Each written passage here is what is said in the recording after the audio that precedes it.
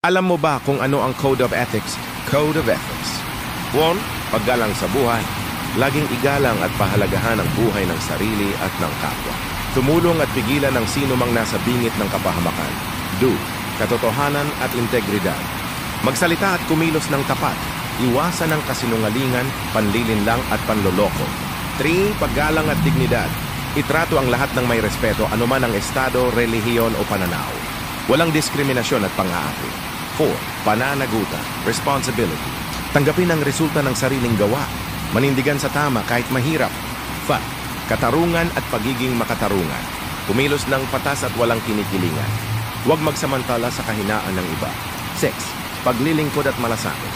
Maging handang tumulong kung may nangangailangan. Iuna ang kabutihan ng nakararami bago ang pansariling interes. 7. Pag-iingat sa impormasyon, confidentiality. Panatilihin ang tiwala at seguridad ng sensitibong kaalaman. Huwag abusuhin ang access sa impormasyon. O.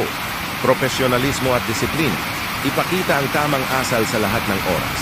Panatilihin ang mataas na pamantayan sa salita at gawa. 9. Unity at loyalty. Pahalagahan ang grupo, pamilya at komunidad. Huwag traidorin ang tiwala ng mga kasama. 10. Pag-unlad at pagbabago.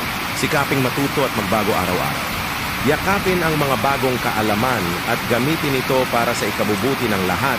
Ito ang panata ko bilang tao na may malasakit, integridad at dangal.